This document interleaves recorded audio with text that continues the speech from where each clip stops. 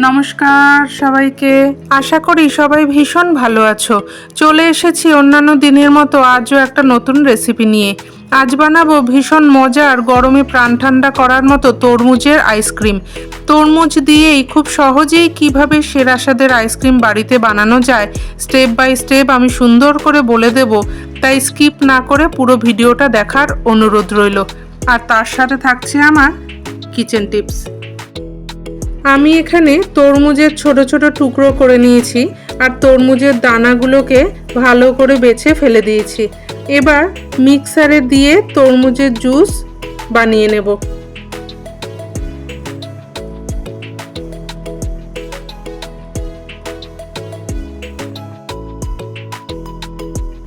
দেখো জুস তৈরি হয়ে গেছে। এবার একটা ছাঁকনির সাহায্যে ছেঁকে নেব।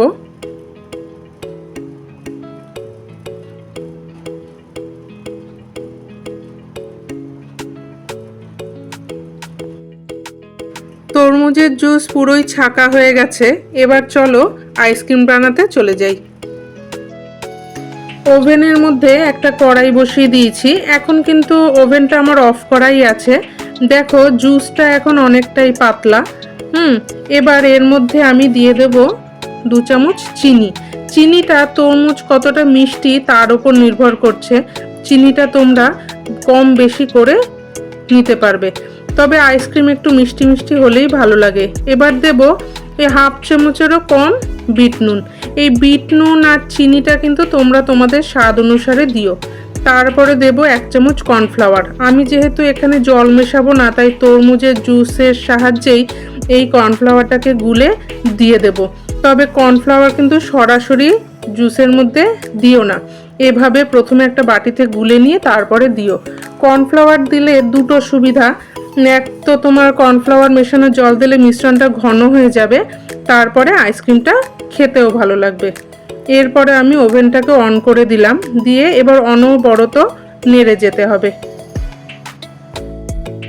দেখো এখানে কিন্তু জুসটা অনেকটাই ঘন হয়ে গেছে। এরকম অবস্থায় আমি ওভেন অফ করে দেব, কারণ এটা ঠান্ডা করার পর আর একটু ঘন হয়ে যাবে। তোমরা যদি মনে করো এরকম অবস্থায় একটু ফুড কালার মেশাতে পারো, তবে আমার এই তরমুজটা যেহেতু লাল ছিল এর জন্য আমি আর কোনো ফুড কালার মেশাইনি। এবার যাতে মোল্ডে ঢালতে সুবিধা হয় তার জন্য আমি মগের মধ্যে জুসটাকে পুরো ঢেলে নেব। এবার তরমুজের জুসটাকে এই আইসক্রিম মোল্ডের মধ্যে ঢেলে নেব। যাদের হাতের কাছে আইসক্রিম মোল্ড নেই তারাও কিন্তু খুব সুন্দরভাবে আইসক্রিম বানিয়ে নিতে পারবে। সেটা কিভাবে সেটাও আমি দেখাবো। এবার চলে আসি কিচেন টিপসে। অনেক ক্ষেত্রে দেখা যায় বিস্কুট কিনে নিয়ে আসার পর কৌটোতে রেখে দিলে কিছুদিনের মধ্যে বিস্কুটগুলো নরম হয়ে যায় বা নেতিয়ে যায়, তাই না?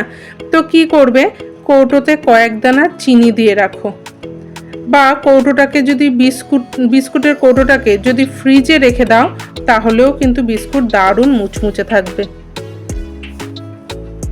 সমস্ত জুস আমার এই মোল্ডের মধ্যে ঢালা হয়ে গেছে। এবার একে ফ্রিজে রেখে বাকি যে জুসটা রয়েছে সেটা কিভাবে মোল্ড ছাড়াও আইসক্রিম বানানো যায় সেটাই দেখাবো। চলো।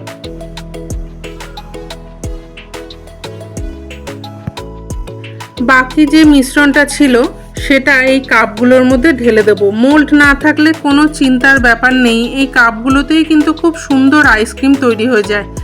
আমার কাছে অ্যালুমিনিয়াম ফয়েল ছিল না, তাই আমি এরকম প্লাস্টিক দিয়ে দেব, তারপর গার্ডার দিয়ে আটকে দেব।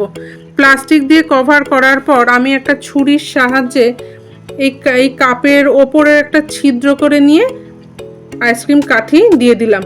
দেখো ঠিক এভাবে সমস্ত রেডি হয়ে গেছে। এবার আমি ডিপ ফ্রিজে এগুলোকে রেখে দেবো 8 থেকে 10 ঘন্টার জন্য, তারপর ফিরে আসছি। 8 থেকে 10 ঘন্টা ডিপ ফ্রিজে রাখার পর দেখো কি সুন্দরভাবে তৈরি হয়ে গেছে। এবার একটা প্লেটের মধ্যে নামিয়ে তোমাদের দেখাচ্ছি। দেখো এবার আমি কাপগুলো থেকেও আইসক্রিমগুলোকে বের করে দেখাচ্ছি। দেখো কত সহজে কাপের থেকে আইসক্রিমগুলো বেরিয়ে আসছে। যদি মনে করো যে কাপগুলোর থেকে তোমাদের আইসক্রিমগুলো বেরোচ্ছে না, তাহলে একটা কাঁচির সাহায্যে কাপগুলোকে কেটে নিলেই কিন্তু খুব সহজেই আইসক্রিমগুলো বেরিয়ে আসবে। পুরো কাপের শেপগুলো আইসক্রিমের মধ্যে এসে গেছে। দু রকমই আইসক্রিম আমাদের রেডি।